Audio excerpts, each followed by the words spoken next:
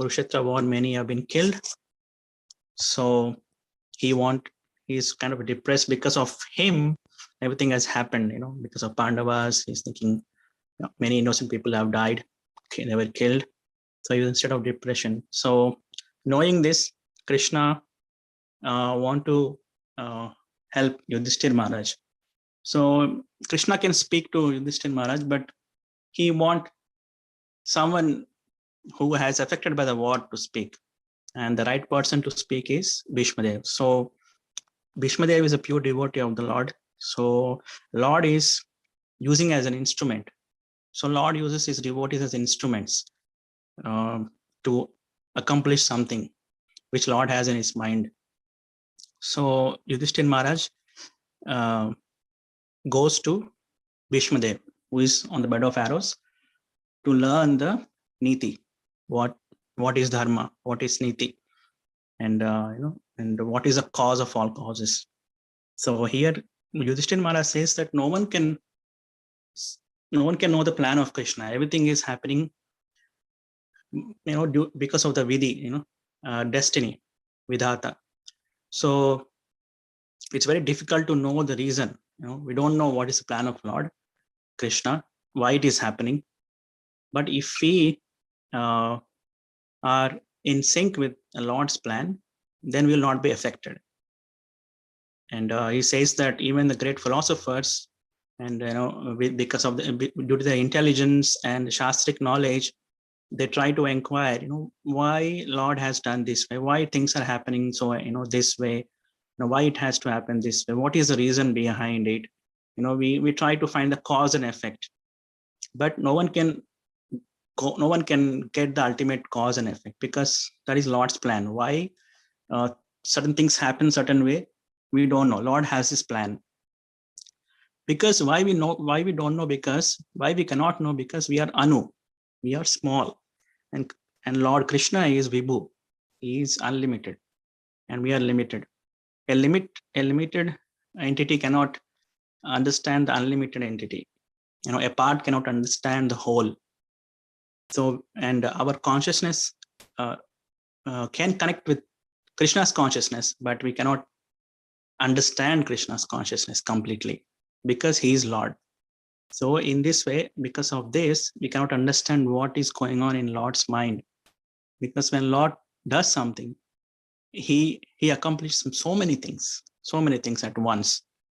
Even when he incarnates, he does fulfills so many promises, or so many things in one incarnation. And also Lord uses his devotees as instruments to teach some lessons to the general people, conditioned souls. Like here, Bhishmadev is a pure devotee of the Lord. Then why is fought against Pandavas? Some may question, why is a pure devotee? He should fight with along with Pandavas, against Kauravas. But Krishna is showing that even if he is a pure devotee, if he is against dharma, he's sure to win. He's sure to get defeated. So even if the person is pure devotee, even if he's a great warrior, if he's against dharma, he will be defeated. So that is a lesson Krishna wants to give, that however he may be strong, but if he's against dharma, eventually he will lose. And if a weak person who is following dharma, eventually he will win. He may lose, seems to be losing, but ultimately he will win, because he is with dharma. So Krishna, that's what he wants to show by the example of Bhishmadev. And there are many examples like that in our scriptures. For example, Lord has protected Parshit Maharaj in the womb. He brought, when Ashwatthama he released the Brahmastra, then Krishna shielded the womb and protected Parshit Maharaj. And at the same time, when Parshit Maharaj, after hearing Srimad Bhagavatam for 7 days, the serpent came and burned him alive. And Krishna let it happen. Krishna didn't save him at that time. Why? We don't know. Why he protected that time? We can give so many reasons. And when he was a child, why he protected, we can give so many reasons.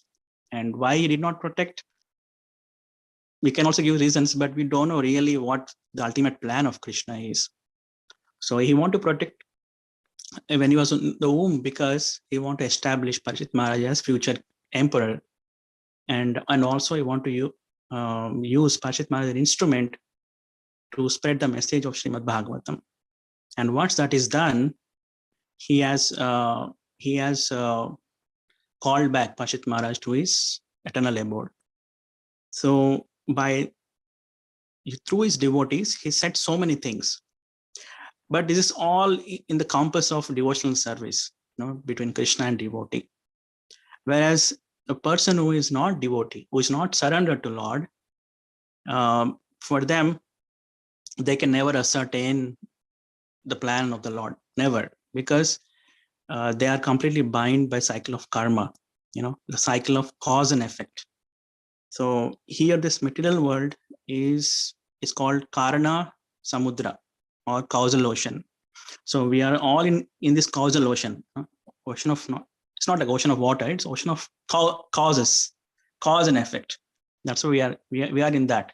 So anything that happens in this material world, it has a cause and it has an effect. So we can, through empirical, scientific reasoning, we can give what, for this effect, what is the cause? We can go back, and again, for that effect, what was the previous cause? We can go like that, but still it's limited. We can only go up to a certain point, but we cannot go to the origin of that, because origin of everything is Krishna. Ishvara Parama Krishna, Sachidananda Vigraha, Anadi Radha Govinda, Sarva Karana Karanam. So ultimate cause is Krishna. You have immediate cause, you have so many intermediate causes, then you have ultimate cause. So in this material world, you may find some immediate cause. Okay, I'm sick because of so and so reason. I can give the immediate cause. Then there are some intermediate causes as well. Because of your lifestyle for past 10 years. So that is intermediate causes. Then ultimate cause would be like your karma. In this field of activity, it's because of your karma, which is orchestrated by the law set by Krishna himself. So for example, because we only come to the consciousness, we only understand the cause to the limit of our consciousness. If our consciousness is very broad, then we'll go to many causes, behind. If you're completely Krishna conscious, we'll ultimately come to Krishna conscious. Okay, it's all Krishna's plan. So devotee will think in that way. Because he's Krishna conscious, whatever is happening in my life, is Krishna is arranging. That is ultimate cause. But one who is not a devotee, they will only seek for immediate cause or intermediate cause, which they become bewildered. They become confused. They only can go up to a certain point because of their level of consciousness. Like for example, if someone throws a ball in front of cat just looks at the ball. Right? It just looks at the ball. It's looking at the effect. It's not looking at the cause, because the cat's consciousness is completely contracted. It's very, very minute, and it doesn't know, who is throwing ball and all. If you throw the same ball in front of dog, and dog will look at the ball. Also, it looks at the person who is throwing it. So it knows the immediate cause. This guy has thrown the ball. It's bouncing, and I'm looking at it. So it knows the immediate cause. So dog's consciousness is a little bit expanded. And the same way, a child, to throw the ball, he looks at the ball. He looks at the person who has thrown the ball. He picks up the ball. And he looks at the ball. It's round. He understands that if he throws again, it will bounce because of its shape. And if you give that ball to a physicist, he will write the equations on that. Who has thrown the ball and with what velocity, what is the weight of the ball, and what is the force, what is the gravity. He can do so many things. So he can go to so many causes behind.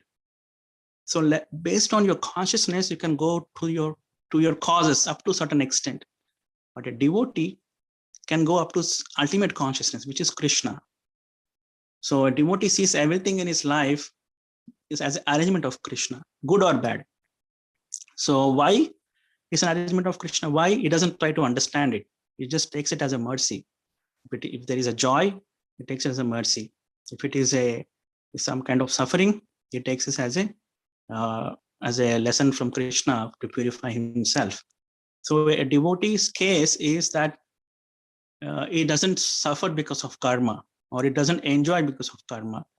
A devotee usually suffers only mainly because of offenses that he may have committed in the past. Or it could be also Krishna's special mercy to purify him, to uplift him. So usually, when we see that devotee is suffering, we should not point that, because he did committed so many offenses, that's why he's suffering. If we think like that, it becomes an offense on our part. We should never think like that. When a devotee suffers, we should never think like that. We should always think that it's a Krishna's mercy on him. But when we are suffering on our personal level, we have to understand, are we suffering because of my own offense, or am I suffering because of Krishna's mercy for purification? That's the point of introspection, to be honest. So when a devotee suffers, it's an opportunity for us to be introspective, to be honest, and to go, and in this way we grow spiritually. So when we are suffering, we have to understand why we are suffering. Is it because of offense, or because of Krishna is giving mercy? Krishna is purifying me to uplift me. But when other devotees are suffering, we should not say that they are suffering because of offense. They are suffering because of Krishna has some plan. So the equation is different. The cause and effect is different between Krishna and devotees, and the cause and effect is different between a non-devotee and the material world. So in this way, we cannot ascertain the actual plan. We cannot get into the mind of Krishna and know why things happen certain way. And we don't know, why Pandava suffered whole life. And because Krishna wants them to act in such a way to give lessons to general public. So why he has chosen Pandavas only? We don't know. He could have chosen someone else. And so in this way, it's very difficult to understand the plan of Lord. And if someone tries to understand it, they get bewildered. So ultimately, we have to just surrender to Krishna. Krishna, whatever is your plan, I abide with it. And once you abide with that, we become completely, peaceful. We don't have any other anxiety, because it's Krishna's arrangement. There's a nice words, Tattenukampam. So that's words. I don't know the full words, but it's very nice words. A devotee thinks that whatever suffering is there, or if a devotee accepts that whatever suffering is because of his past misdeeds, he is an eligible candidate for liberation. So a devotee has to be in that consciousness that if I'm suffering, it's because of my offenses, and I want to make myself a better person. In this way, I want to grow spiritually, and such person will ultimately attain liberation. Actually, more than that, he will, when he does bhakti, he will attain lotus feet of Krishna. And whereas non-devotees, they just keep blaming everybody other than their own themselves. A devotee blames himself for any fault of anyone, but a non-devotee blames everyone else other than himself. And so such people will never get liberated, and they have to see more sufferings in future. So so in this way, I want to conclude here that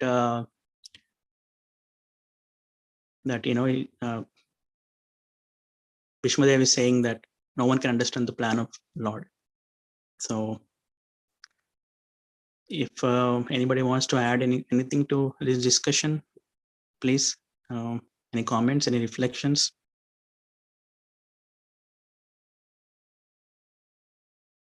Anybody have any questions? Hare Krishna, Thank Prabhu. you, Adidev Prabhu. That was very nicely said. How we cannot understand Krishna, that we are Anu, and he is Vibhu. Vibhu. Yeah, unlimited. How can a limited soul understand unlimited source? That's one thing. And second thing is Anu and Vibhu. And oh yeah, and the other thing is when Lord does something, he tries to accomplish so many things that we cannot comprehend. Right. And so I'm looking for a very nice example from scriptures. Just at least one example of when Lord does one thing, there are so many things that are simultaneously accomplished. Yeah, you can take the example of Lord Ramchandra when he goes to rescue Sita Devi. On his way, he does so many things, with Kishkinda in Kishkinda, and also he Shabari meets Shabari, and then kills Ravana, gives liberation to Vibhishana. Yeah. So in one act, he does so many things. Right. Yeah, that's so many things happening sequentially. I was trying to think one pastime, like probably lifting Govardhan Gill. Just one pastime. He's simultaneously crushing the pride of Indra and physically rescuing all the Vrajavasis that are under the umbrella of Giriraj Govardhan. And simultaneously, just one glance by different Vrajavasis under the Govardhan hill passes on so many different messages to all the devotees in different rasas. So everybody is together for 7 days. One roof. So right, just one single action, lifting up the Govardhan hill. He has covered the demigods, the Vrajavasis, and maybe so many other things that Acharyas. Brahma Viman Lila as well. Actually, yeah, true. Yeah, he wants to drink milk from every mother in Vrindavan. Yes. Right? He wants to drink, How beautiful is that? He wants to drink milk from all the cows. He wants to drink milk from all the gopis, mother gopis, and he becomes child of everybody. Right. Yeah, that's very and nice. He simultaneously crushed simultaneously crushed the pride of Brahma, and so many things happened just by one. How wonderful. Yeah. Thank you, Prabhu. Thank you. Thank you. Yeah, Prabhuji, you have a question, Prabhu, or any comment? Yes, Prabhu, I was asking Hare Krishna, Prabhu. Like a person who's a devotee and a non-devotee, the effect of something could be the same. It's just that because of difference in maybe consciousness or what he's practicing, the realization of that cause is what makes the difference. Yeah, cause is different. Effect may be same, but cause is different.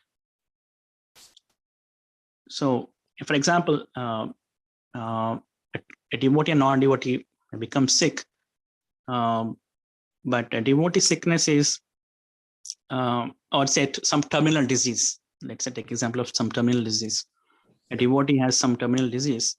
The cause would be the intervention of Krishna, okay, and or offense of devotee as well. But we don't want to think like that. But we like to think that it's Krishna's mercy, Krishna's grace. And whereas non-devotees, it is completely based on karma, and the karma is anadi. You cannot trace the cause and effect. If you keep tracing, if you dig back, and there's no end to it. Why he's suffering right now because of terminal disease? Because of some action he might have done in like 100 million births ago. Something. So cause is different for a non-devotee and for a devotee.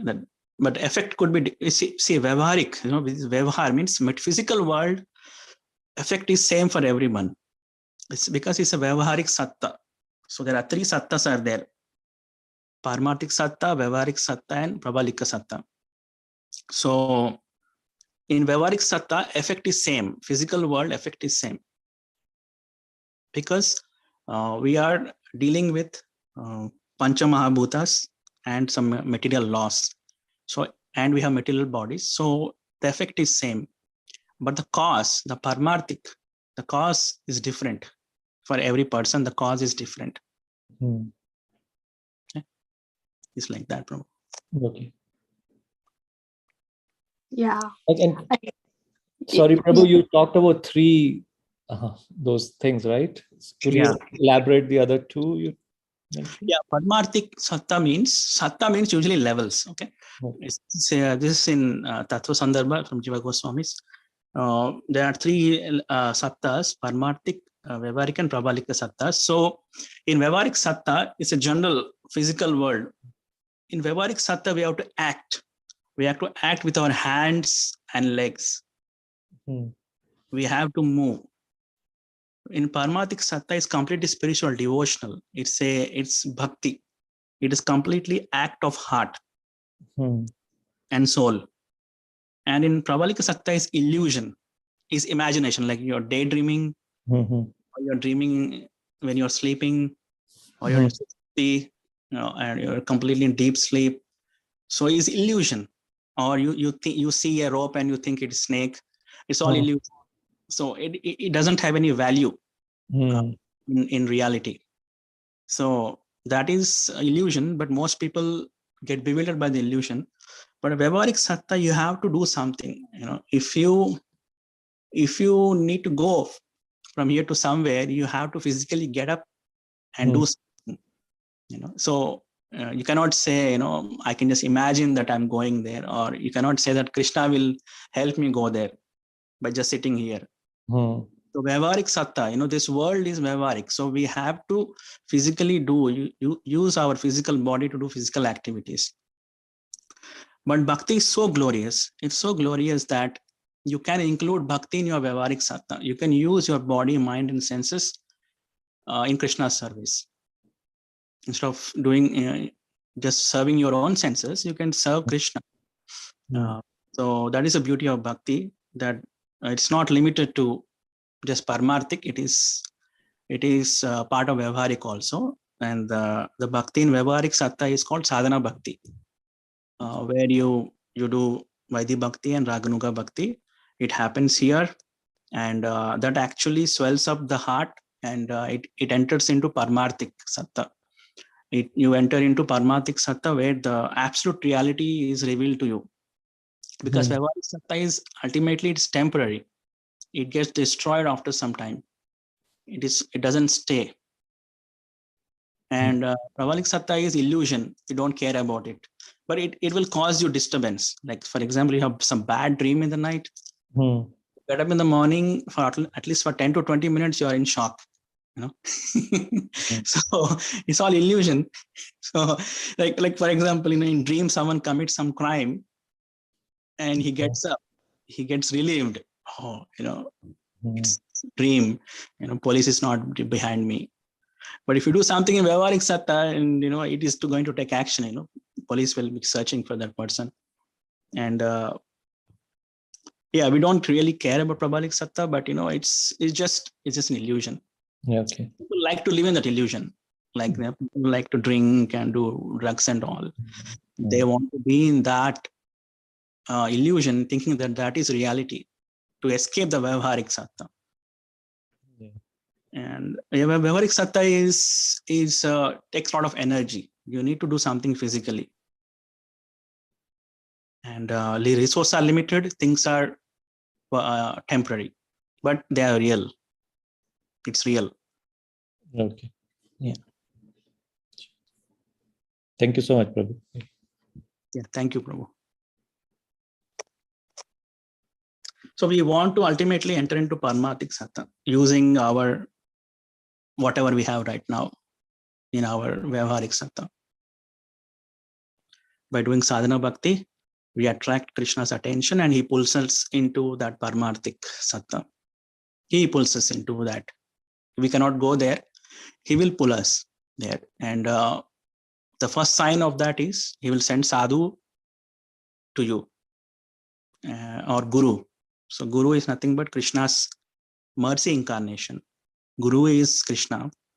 So when Krishna's mercy comes in front of you, it comes in front of you as guru.